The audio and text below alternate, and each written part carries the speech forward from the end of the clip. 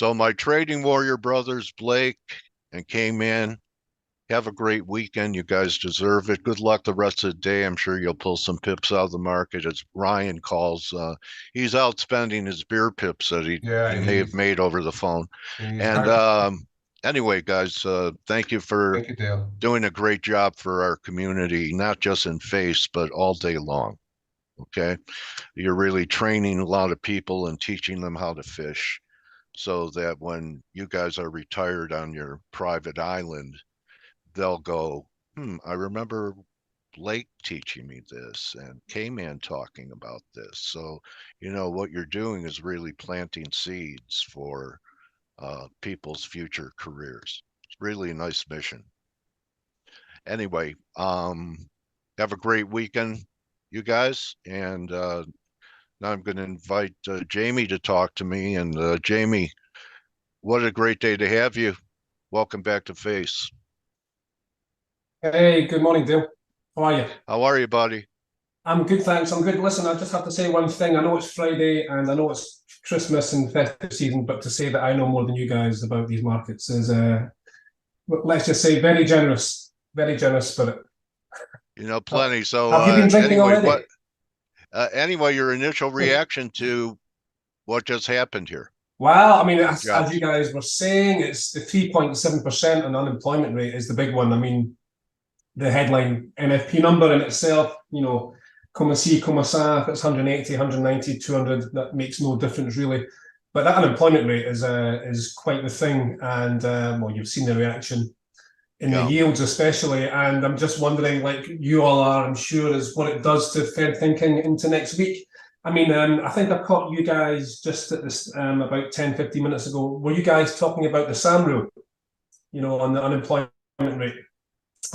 Which is, as you know, if it's half a percentage point higher than the average over the low over the last 12 months, then the SAM rule kicks in, and that's a reliable recession indicator. However, I mean, I think we were expecting 4% or higher for that rule to kick in now. It's gone the other way, so that if you take the SAM rule for what it's worth, and you're a follower of that, then that pushes the slowdown, the recession further into the distance. And and we've seen the reaction here. So how about what happened on December 7th with the yen? That it was a misinterpreted statement. What kind of effects this can have with it being the carry trade? What were your thoughts when you saw that huge outside move in the yen yesterday, Jamie? Well, I'll be quite frank. I wasn't quite sure what whoever said that triggered such a move. I mean, I've read what he said, certainly on the Reuters coverage. I know there were some other BOJ officials in the week sort of giving a steer as well. But to be honest, I'm not quite sure the move, or I'm not quite sure what was said merited the move. I mean, it was remarkable. Some of the moves in JGBs as well. I think the 5-year yield had one of its biggest rises in a decade. The yen obviously, went to the moon. I think it's safe to say that these moves are slightly exaggerated. But why? But why are they exaggerated? Well, is it the market structure? Is there really, like I heard from the guys today, that the market wasn't that efficient with this going on, as far as fills and where things were. Right. I mean, do we have market structure issues in every market that's out there when there's, air pockets like this? Are you talking about sort of air pockets of illiquidity and deals not being able to get done? I am. You may be right, but it wasn't as if he was speaking. If these moves were done, in that twilight zone between, Wellington and San Francisco, it wasn't in those hours, was it? So I'm not sure. to see. This was what? Okay. Well, that might explain it. All right. I mean, this happened Sunday night. I'm sorry, guys. I'm not, like I said, I am unsure what had happened, but the meeting had ended for whatever reason. Let me see if I can, first of all, grab you guys a screen. So we don't know what happened there. It said host ended the meeting, but none of us did. So apologies for that.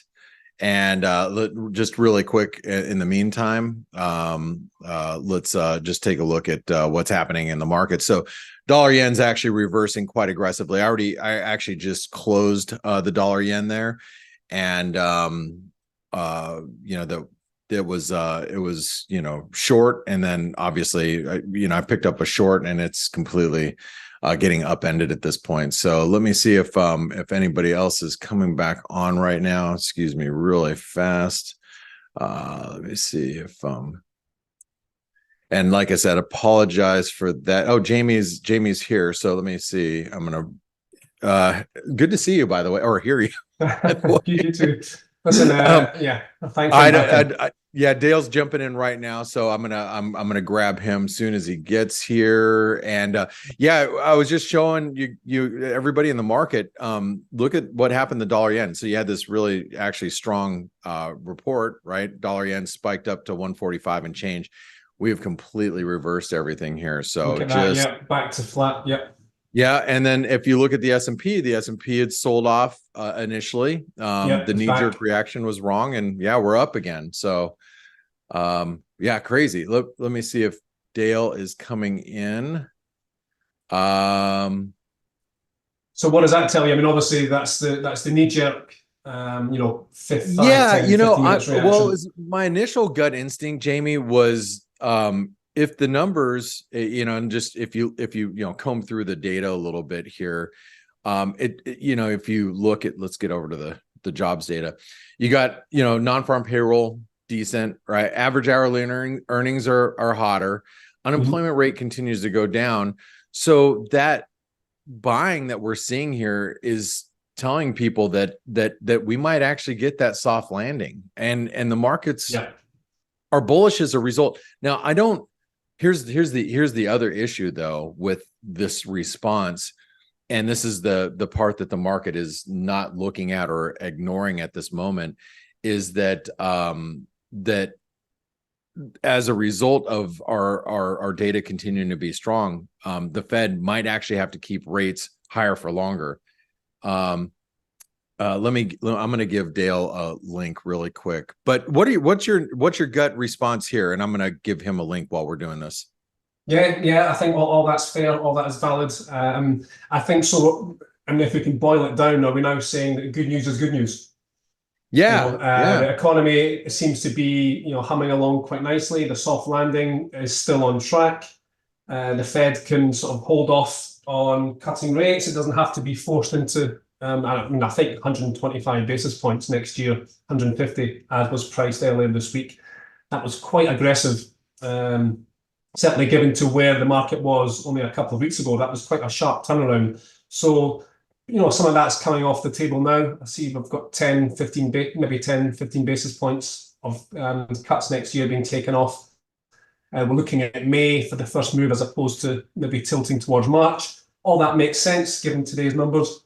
And I think, if the economy's doing okay, doing quite nicely, growth is there or recession isn't there, what's not to like for stocks? Yeah, I mean that's the thing, right? What's not to like until you are faced with the idea that rates are going to have to stay higher for longer, because one of the number that jumps, well, a couple of numbers that jump out. Not so much the headline number, but this average hourly earnings is ticking higher, at a more rapid rate, double or 25% more than what the market was looking for. Then you have unemployment rate ticking down to 3.7%. I haven't dug completely through the numbers, but participation rate looks like it's better. Just hold on. I'm sorry. I'm dealing with Dale as well. No, that's okay. But I'm just on the higher for longer. That's an interesting one. Let's not forget that sometimes the higher for longer, it doesn't necessarily mean what we all think it to mean. It doesn't necessarily mean that the Fed keeps rates at 5.5% for as far as I can see. We could have a scenario whereby rates do start to come down but inflation is coming down too, and therefore, in real terms, or certainly relative to where the market was a year ago or previous cycles, rates are still actually fairly high. So, and I think the Fed may have been trying to steer the market in that direction, not to think of, to try and convince the market that yes, it can still lower rates next year, but its inflation fighting, stance and credentials and the determination is still intact as well. Now, it might be quite a narrow line to walk, but I think we can still have higher for longer in a general sense, even though rates, even though policy is starting to ease. Does that make sense? Yeah, there's really like. I was listening to a macroeconomist earlier this week about rates, and if you look at, and let me grab the data here. I've got a chart that I can show you regarding this. I don't know where it's at. I have to find it. My charts are a little screwed up. I actually lost one of my monitors this week, and I have to replace it. So, and it's not because I broke it, punched it, or anything like that. But if you look at Fed funds rate, I'm going to pull up this chart because I think it's important. You can see that we're at levels that we were back at in the 90s. It's not like we're in uncharted territory with rates. So when you are reporting, Jamie, and you look at the Fed funds rate where they're at right now versus where they've been at for the last 30 years, how do you approach when you're having these interviews? What are your questions here? Because it's not like it's not like rates are back when we were in the 70s or 80s, right? It's not like, of course not. Policy is different. Well, I think, it's not, controversial to say that I think a lot of the economic models and playbooks have been ripped up first of all, by the great financial crisis of 2008. Yep. And what followed, and again, by the pandemic. We don't have to go over what happened in terms of inflation and stimulus and Fed's action in these two episodes. But, you're showing that chart over the last 50, 60 years. What applied and was relevant and worked or didn't work in the 70s, it's just a completely different world now. So when we talk about things like the yield curve inversion or maybe the SAM rule as indicators of, what we might expect coming in the months ahead in terms of recession or whatnot, we do have to start questioning those rules now. And the same goes for, just simple things like the level of rates, for example. But in 5% now where we are is obviously the highest since 2008, 2009, or sorry, 2007. Yet the economy is in a very different place.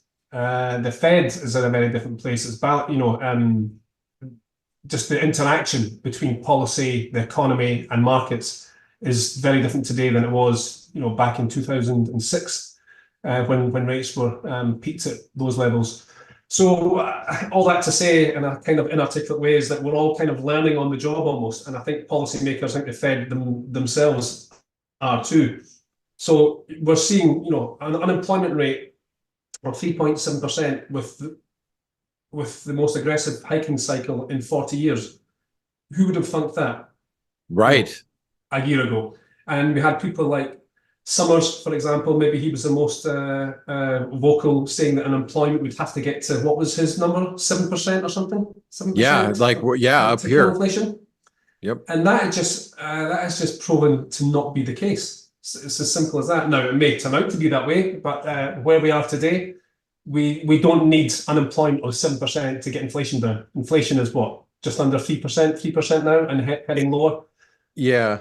Well, so that's the question, right, Jamie? And here, this is where I start looking at like the data that we got today, and you look at a stubbornly strong jobs report, or labor market, average hourly earnings aren't coming down. This is going to be that last stretch. It's like, if you ran a marathon, your first 20 miles are easy. That's the last, several miles that you're like, oh my God, I don't know if I'm going to make it. And, you know, we can get inflation down to 2.8% maybe, but what's the Fed have to do to get it? And that's the analogy I'm going to use. And that's I think a good analogy. That's a very good analogy because it's similar to what economists themselves have been saying. You know, it's the final mile is the hardest, isn't it? I mean, and we're kind of seeing that. Does inflation remain sticky around 2.8, 3%? Or does it continue to come down? I mean, it may depend on things like shelter inputs into inflation data. You know, if the housing market is as weak as some people think it is, and that leads to lower rents and lower housing costs, then maybe inflation does come down closer to 2% in the first half of next year. That's what everybody seems to be waiting for. It hasn't happened yet. If it doesn't happen, then we're in the territory of the conversation of, okay, the economy seems to be able to handle inflation of 3%, not 2%. But are we going to talk about maybe raising the target or changing the Fed's target from 2 to maybe a range or up to 3%? That might be a conversation for next year if it doesn't come down closer. Yeah, I mean, Jamie, it's weird, right? I mean, and we can talk a little bit of housing. You know, I don't know about your personal situation, nor does it matter, but so many people in the United States are locked in. You know, it's that whole, you know, you have a mortgage that's sub, you know, 3% or 4% or whatever it is. Yeah, why you can't move, you know, unless you need to, unless the job market gets really so bad. But even if I lost my job, like let's say I had a really nice paying, you know, I was some sort of engineer, whatever, some higher paying job, and I lost it because the job market went to crap. Well, I'm still I can pick up a job at Starbucks, and I can Uber drive, and I can McDonald's, and I can pick up a couple jobs and make up for that lost income. And still, because I don't want to lose my mortgage that's at 3% or 2.7% or whatever it is. Yep. So the housing market's tricky, right? I mean, it's very difficult to read. So it's in a state of stasis, isn't it? It's kind of stuck in a sense. If you can't move, and I mean, geez, you're totally correct. To move from a 2.5%, 3% mortgage rate to 7.5%, 8% is just. I mean, we all know the average cost that would entail. It's just people just can't do it. Yeah. Unless, as you say, they are forced to, or they have to for whatever reason. And that's why I think a lot of the transactions in the housing market, I've seen some analysis, is that a lot of it is just cash deals from cash-rich buyers. So it's not the kind of normal churn of housing transactions. I'm not quite sure what that means going forward. Does the market sort of freeze at a certain level, or does it really start to tank? And of course, and if people aren't moving and transactions are falling, then of course there's a knock-on effect on the construction industry and all the service sectors that are related to a strong and healthy housing market, which we all know about. That could be one to watch for next year as well. Definitely. You know, hey, first of all, Dale is having a very difficult time logging in. He's going to reach back out to you and just reschedule you to, you know, come in hopefully sooner rather than later, because he's obviously has a lot of questions he wasn't able to ask you. So I'm sure he's going to probably hit you up for right after the first of the year. But I want to address something really quick from Tony. Tony said, he goes, where's the who believes these employment numbers? You know, what happens if CPI comes in at 2.9%? Look, I've heard a lot of speculation from a lot of people about, oh, you know, this data is crap and we're in an election cycle, and of course the data is going to be good and blah blah blah blah blah. That may be true, and I'd love to hear your point of view on this. It may or may not be true, but it's the data that we have. So it's the data we have to trade on. And that's the same thing with China. I think China has actually squared away their data a little bit more, because they're coming from a point of, if the world wants to take us more seriously, we are going to have to be more serious in what and how we report things. And, you know, especially if, you know, you're dealing with, if you want, you know, them to take us seriously anyway. in the US, data, good data, bad data, it's, you know, do you believe it? Do you not believe it? It's what the market's trading on. So you kind of got to deal with it. But what do you say in response to that, Jamie?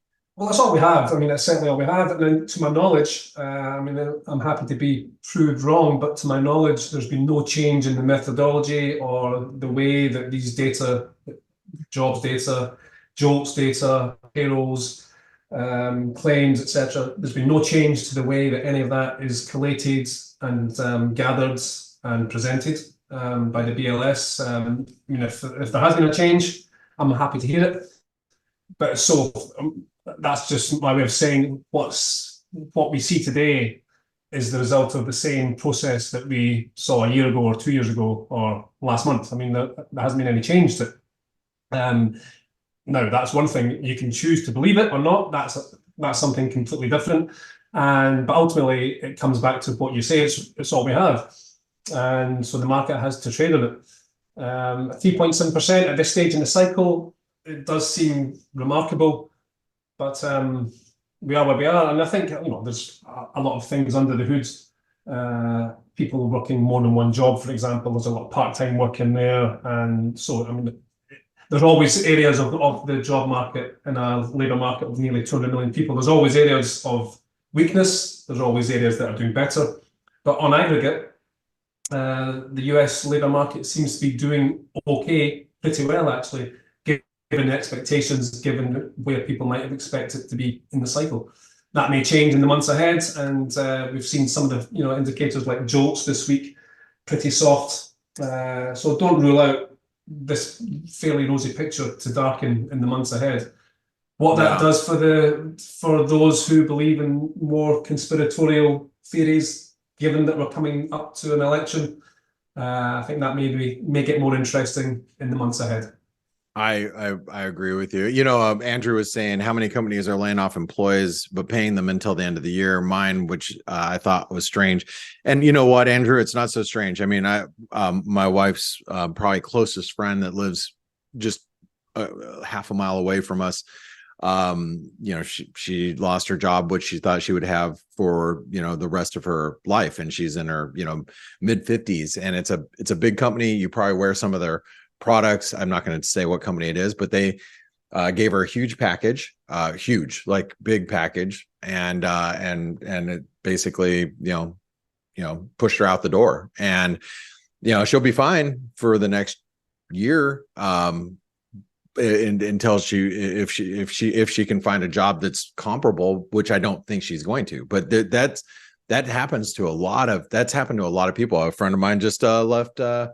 Took a package on Intel after 20 some odd years, and he didn't have to retire, but you know, they kind of pushed him out the door a little bit. So, that's an interesting one, Blake. And that just made me think. So you know, some of the surveys, for example, from the NFIB, the National Federation of Independent Businesses, you know, small businesses, which account for the lion's share of job creation in the States. Their biggest problem, one of their biggest problems that the last survey showed, is getting skilled labour. So there is a shortage of skilled labour in the US. Again, this is on aggregate, and as you just said there, firms are holding on to the skilled staff that they have in general. You know, obviously there are cases where people are let go, but on aggregate, on the whole, firms are hoarding labour, if you like, and businesses are reporting staff shortages, and it's hard to get skilled staff. So they may be holding on until, you know, in the expectation that things are going to pick up and that the soft landing does come through. However, obviously, if the economy starts to take a turn for the worse, then that picture will change. But we are where we are, and that maybe helps explain why the unemployment rate is as low as it is. Yeah, maybe. Well, Jamie, I know our time's up. I just want to say sorry that the show like abruptly ended earlier, and I know Dale's going to get with you and just get you back on the schedule. It's so nice to hear your voice. I know you and I have talked privately, and I'm going to tell you this privately, but publicly. I don't think our son's ECNL team is going to make the playoffs like we did last year, unless things turn around. Jamie's got a young one that plays pretty competitive soccer as well. So hopefully your child's team is doing better than ours. So all I'll say to that is the less said, the better. All right. Well, hey, happy holidays, Merry Christmas. If you celebrate that, happy holidays to you and your family. Really appreciate you being here, and really appreciate you just being, part of our community and enlightening traders. I really, really suggest that you guys that are listening, guys and gals that are listening to Jamie, follow his work. I'll let him tell you how to follow him, but he's probably one of the most respected journalists out there at Reuters, and I love having discussions with him because he's so knowledgeable. He's been around the block, for decades now. Not to date you, Jamie, but but your experience speaks volumes through your writing, for sure. So how do traders follow your work, Jamie? On the Reuters website, reuters.com, or on Twitter, which I'm much less active these days. I think a lot of people are less active on Twitter than they once were, but yeah, my handle is @ReutersJamie. And so, yeah, I should probably pick that baton up again and get posting articles. Talking of which, Blake, I just sent you a link via Twitter, actually, DM, to an article that I did this week or last week on higher for longer. I think if you can maybe send it to your colleagues. I'm gonna pull it up right now, really quick. Just give me 1 second, and it kind of just digs into what we were talking about, is that the Fed can still ease policy and steer the market towards that direction, yet still credibly and claim to save it. Factually. And so I'm actually going to, this is the article that Jamie wrote. I'm going to put it in the chat box for everybody to click on so they can grab it and read it as well. And it should be there. So make sure you check it out. I'm going to read it here in a few minutes. Well, hopefully it makes sense. And if it does, then I'll be doing my job correctly. Yeah, well, higher for longer, Jamie. I mean, that's going to be the mantra of 2024. And I was talking with a couple other colleagues about this, that it's going to be really interesting. And I think the volatility is going to be quite high, especially when you're talking about central bank policy divergences, because you have, countries like the UK and Australia and Canada that, they're going to be grappling with higher rates and mortgage rates going higher, and how's that going to impact their economy, where the US might be shielded from that somewhat. So it's going to be a really, really wicked 2024. I think you have thoughts there. Yeah, no, 100%. I think the policy divergence next year will be absolutely critical, and I think the Fed, and I'm just looking at the ECB rates now. The ECB is expected to cut more than the Fed next year, maybe no surprise. And cut first. The Bank of England, certainly in Europe, is a bit of an outlier. I'd be surprised if the ECB cuts by 150 basis points and the Bank of England only does half that. Yeah, I'd be very surprised about that. As you say, Australia and the RBNZ, they are struggling. They're lagging in terms of expectations. Again, if the Fed does move by 100, 125 next year, will these countries, hold up as much as traders are currently expecting, given what that might do to their exchange rates? Perhaps, but I would be surprised if the divergence is as wide as it currently indicates it might be. Jamie, course, you have a lot of. We could talk all day actually about. We could talk all day about the Bank of Japan as well. I mean, while the whole world seems to be going one direction, the Bank of Japan is going another, which is fascinating. It really is. So there's going to be a lot to talk about next year, and I know Dale's going to want to, break it all down with you. But I want to say thank you for being here. Really appreciate you, and it's really, really good to see you. And happy holidays to you and your family. To you as well, Blake, and to everyone out there as well, and speak to you in the new year. All the best. All right. Cheers. Thanks, Jamie, and we'll see you soon. Yep. Bye-bye. Look forward to it. Cheers, Blake. Bye-bye. Hey traders, this is Blake Morrow with ForexAnalytix. Thanks for stopping by our YouTube channel.